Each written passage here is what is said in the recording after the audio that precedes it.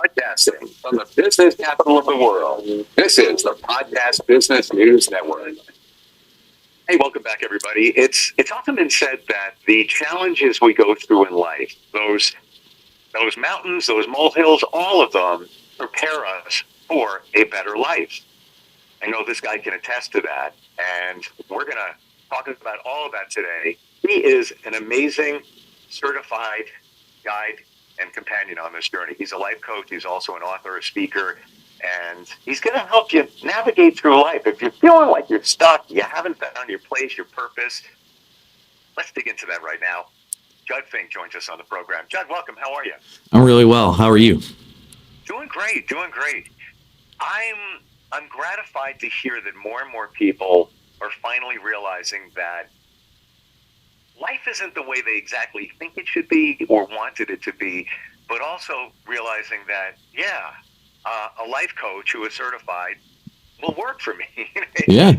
I need help with this, is where I'm going with that. Yeah. You hear that from people? Yeah, I do. What I find is people just kind of get lost. They just don't know where they're going at times. They just have a lot of questions, but it's actually through these questions and, questioning everything is where the actual growth is, because you're in an uncomfortable place. If everything was comfortable, what would be the point of growth? And I just love, helping people. It's certainly my purpose. And there's a lot of questions that come up during the process of helping people in my coaching, where traumas they've experienced or just challenges that they've faced and how they've built themselves up or torn themselves down, because everything that we actually tell ourselves is absolutely true, positive or negative. It is so true. Mm-hmm. Yeah. What makes you radically different, and by the way, your website is spiritualpathcoaching.com. Correct. Is, along with being a certified life coach, you're also aware of this thing called energy. Mm-hmm. And you're connected with energy clearing and Reiki. For me, that is the perfect combination. There's lots of great life coaches out there, for sure. But when you combine the energy aspect of it, yeah, and put the two together, it is like the secret weapon, in my opinion. Oh, absolutely. I get a lot of, when I do Reiki or energy clearing or anything, it's just using the abundant energy that's around. We're all connected. Everything is connected, and I just get a lot of messages, images, clairaudient, like in my mind. It's just the coolest stuff. And it's just being open to it. And I'm not anything special. Anybody can do this stuff. I'm just the open pipe, for spirit to use. But I'm just in tune with it. I've had gifts my whole life. And now it's, the last couple of years, it's actually been using them to help people. so yeah. And yeah. Are you intuitive? Yeah. Yes. Very much so. Which also adds to what you do, because, and correct me if I'm wrong, mm-hmm. but when you start working with somebody, having a sense of intuitiveness, and mm-hmm. I believe that all of us have a level. Some of us are more tuned into what we've got inside than others. Yeah. But it's almost as if you've got a running start when you work with somebody, because you're feeling what they're dealing with, they're feeling. Maybe you pick up on some of their traumas before somebody else may, so that you can help them even faster. Absolutely. That does occur. It doesn't always occur, though, because some people are very blocked and all that. And then there's a little more work to do to get in there. Oh, for sure. But yeah, I'll give an example. Whether you believe in psychics or not, I do. Many of them are fantastic. There are some that say they are, but they're not. Yeah. I have a friend that just went to a psychic, and I'm not saying you're psychic, I'm just saying the intuitiveness. Right. Went to a seminar yesterday with her bereavement group. So they've all lost their spouses along the way in the last few years. Mm-hmm. And she was sitting with two other women, and one of them got read, and it was like spot on. She was giving me examples. It was actually pretty cool. Names, details, validation there. The other two, herself included, didn't get read. Mm-hmm. And I know she didn't get read for one reason. he's not open to it. Yes. He doesn't want to be read. It's been 2 years since he passed. He doesn't want to be read in public. And I think deep down inside, if somebody started throwing stuff to her, she'd be like, oh, okay, I'll listen. But she was closed down, just to your point. She already said, I didn't even want to go to this thing. I don't want to get read. Yeah. So if you're not open to it, and you're not open to the changes, then hiring a life coach, don't do it. It's not gonna work. Absolutely. You've got to be ready for it. You've got to be just open to whatever, you got to be ready for the help. And if you're not, it's not going to work. I don't care who you go talk to, Totally. And like, I love the people who come in who are just ready and open and stuff. But I also love helping the people that, need a little bit prying open as well, because those are the people that really just want to grow and get on a track of some sort, and it's just, I'm just super open to everyone, I just want to help everyone, but I don't necessarily have an ideal client because, I'm just so open to it. Yeah. Let's talk about your past, how your journey got us to where you are now, where you are helping people. Yeah. So how I grew up. So when I was born very, very ill. I was born blue with a bunch of infection. And I guess from the story that I was told that I actually passed when shortly after I was born. And so clearly brought back because I'm sitting right here right now. And then from my earliest memories of like intuitiveness or any type of ability was around like 3 or 4 years old, where I would have premonition dreams, and literally the next day or following days, it was word for word, scene by scene, person by person, from a very young age. And that's just followed me throughout my life. And also being connected to spirit like that, you are like a beacon for the energy of the people who have passed. So even growing up like that, like getting messages I've seen, I've heard, I've gotten, third eye images in my mind. And that was terrifying being a young kid, and trying to interpret that stuff. But then like throughout life, the journey, it goes up and down because you're trying to grasp what's actually going on, and so sometimes you're more open, sometimes you're not. And actually also everything that happened from a young age, like me being ill and pulling through that, and then also how I was raised with my mother and father. My father actually left when I was 3 or 4, but my memories of him were, the first memory I ever had of him was actually his knees buried in my mom's chest, choking her. Okay. And you go one way or the other, you keep going in that cycle, or, you do the complete opposite. And I went the complete opposite route. So my mother was actually clearly abused, got out of that. And then she met my stepfather later on down the line. Well, my stepfather, was also going through a divorce, and my mother just wanted security. And so they found each other, but not the healthiest thing at the time, but, like attracts like. They're just, wanting comfort and, and security in each other. And they found that. Well, my stepfather is a major in the Army at the time. So he's very, very strict and structured. And I'm just a 9-year-old kid at the time. And then he wanted to move us about an hour away from where I grew up in Streeter, Illinois. And I was a straight A student. He's very structured. And the abuse occurred because of my grades suffering after we moved, and me also trying to process this, like these gifts and all that all at the same time. So because I wasn't, meeting his standard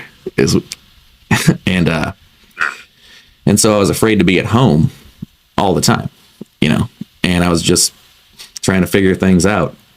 So then, and my mom let all that occur because she just wanted that security, and so then in that process as well, grades are suffering. I don't know how to act. I don't know what to do. So I tried to focus on sports because my mind is just racing anyways, right? So sports are really fast paced and I can keep up with it.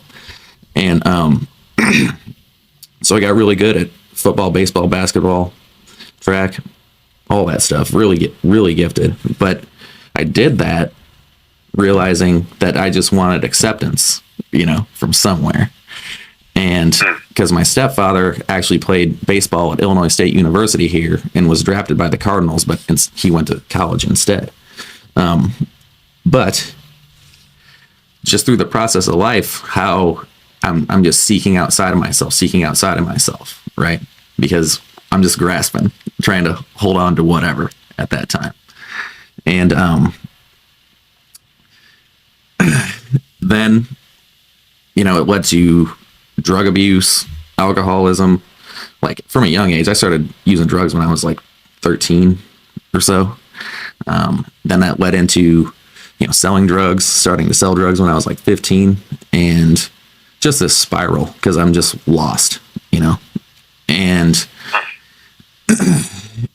and then, I met my eventual wife, held on to that because I was insecure, in myself when should have moved on, but we're all learning, we're all learning here.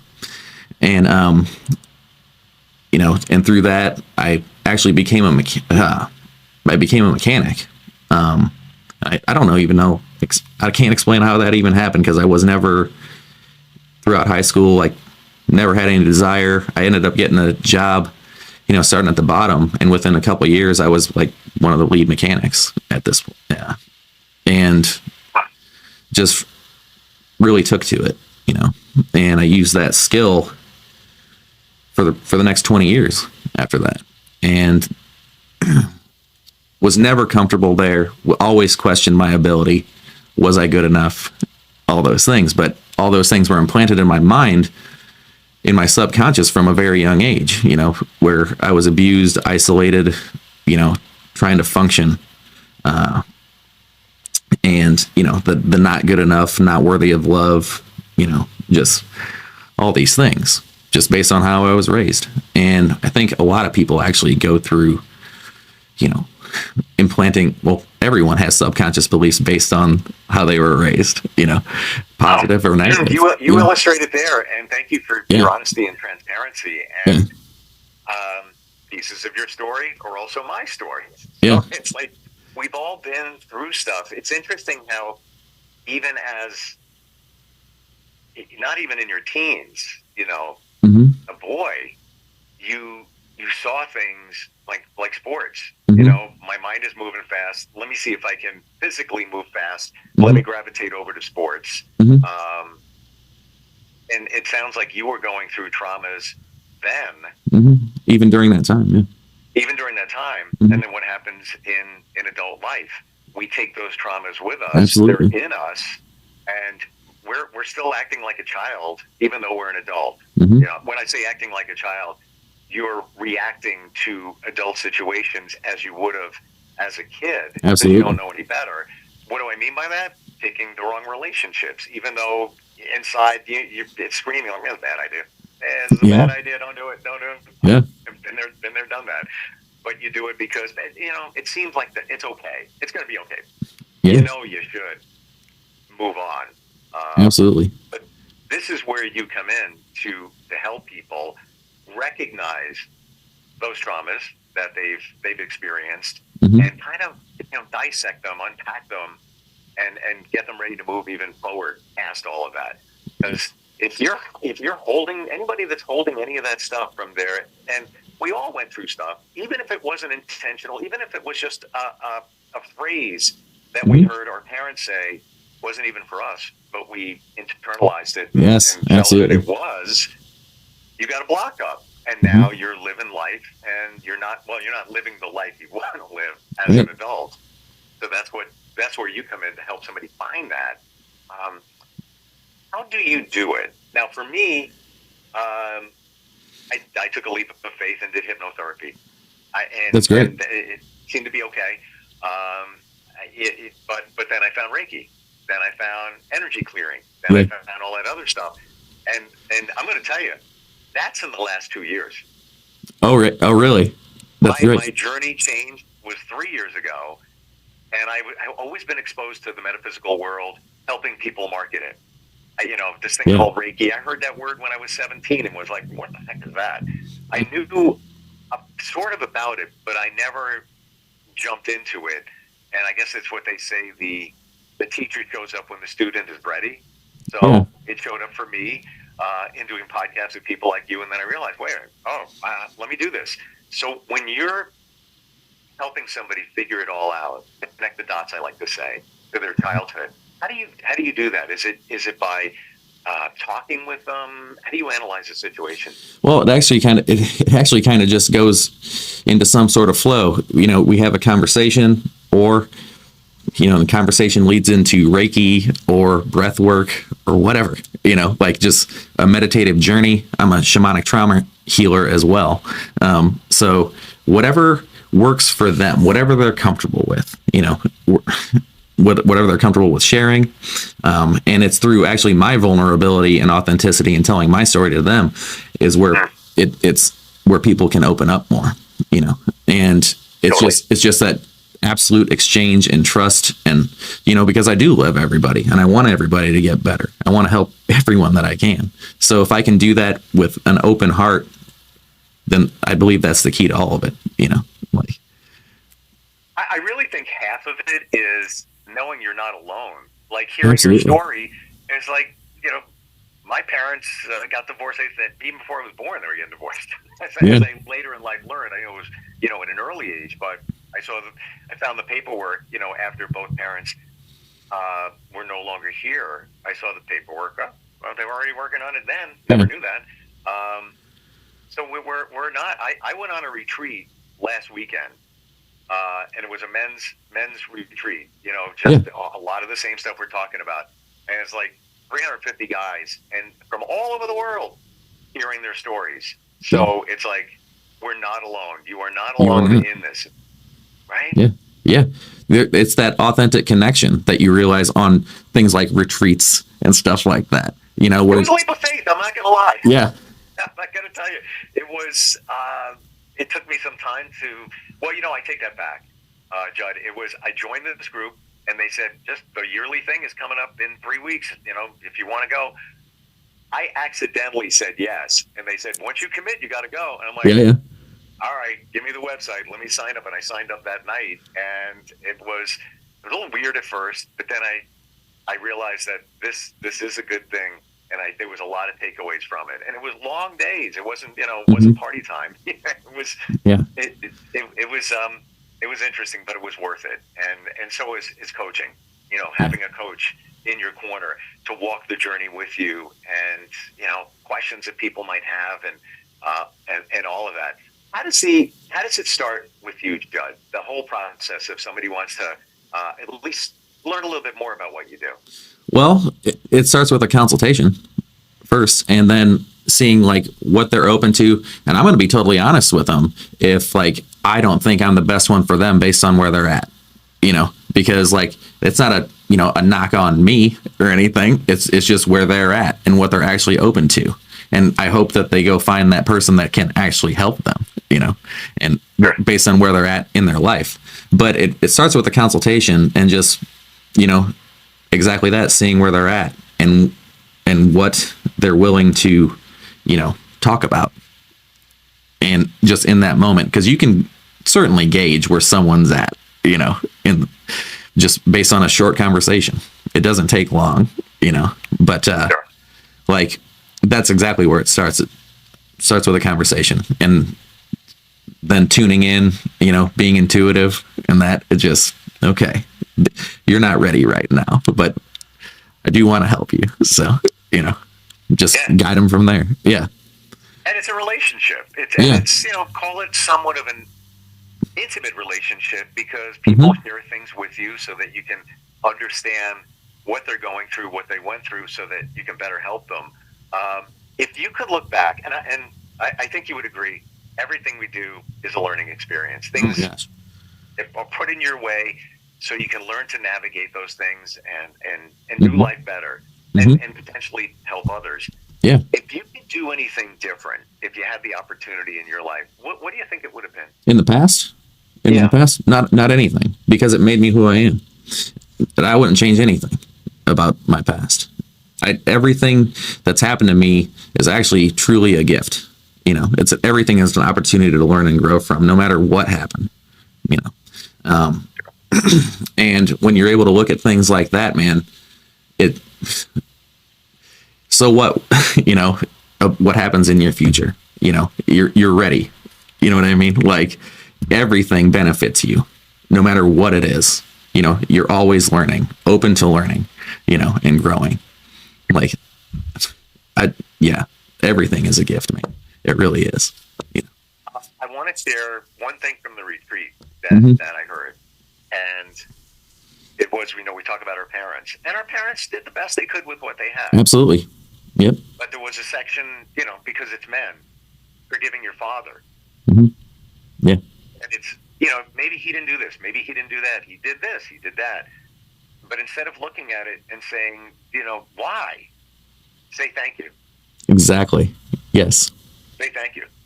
Because that got you here where you are, moved you forward. Whether it was his intent or not, it made you a stronger person. And I don't mean just men and their dads, just in general. Your parents, say thank you. They were doing the best they could with what they had. And we're not, I don't know if you're a parent, but I am. I have one son. Same. Yeah. Same. Yeah. Same. And we don't have a manual. No. So we do the best with what we had. And what are we doing? We're doing the best with what our parents had and what we were given and their parents were given to them.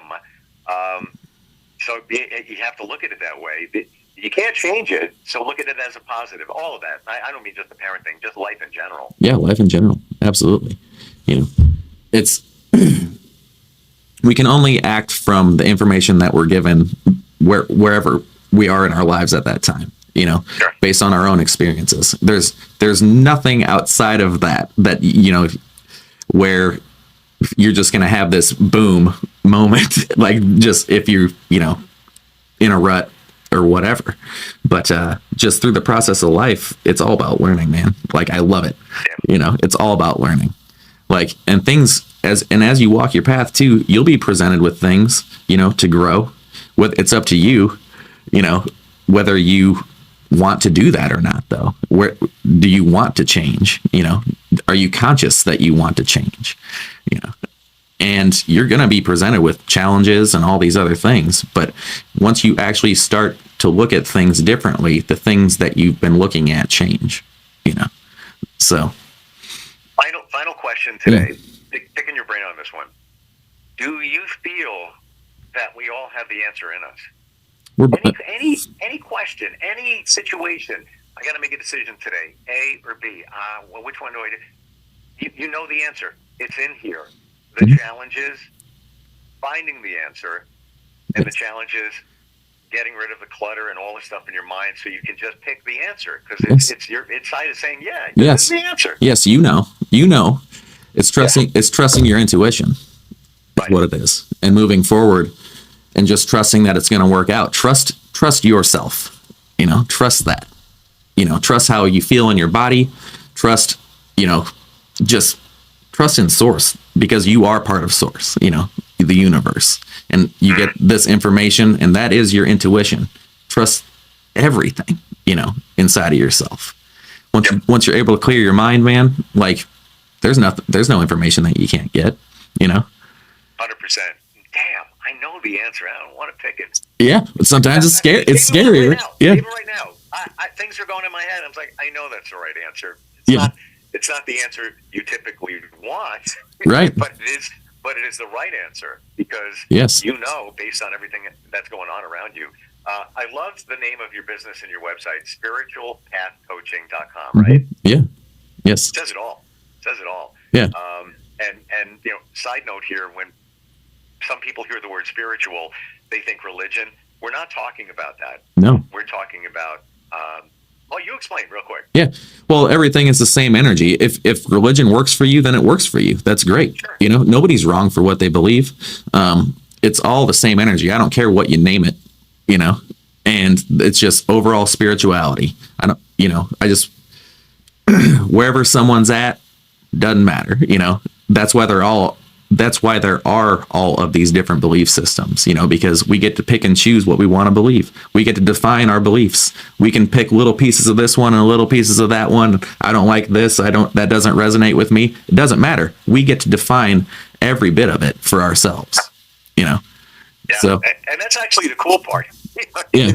Custom design the way you want to think and what you want to align with. Judd, great talking with you today. Yeah. It was great talking with you too, Steve. Yeah, Thanks. super cool. Website is easy. Again, spiritualpathcoaching.com. Start the conversation. Change your life. It's all there. And looking forward. Next time we get together, maybe we can dig deeper into energy cleansing, clearing, and Reiki and all that. Yeah. Sounds great, man. Awesome. All right. Thanks. We'll catch up soon. Okay. Thanks. See you. We'll be right back.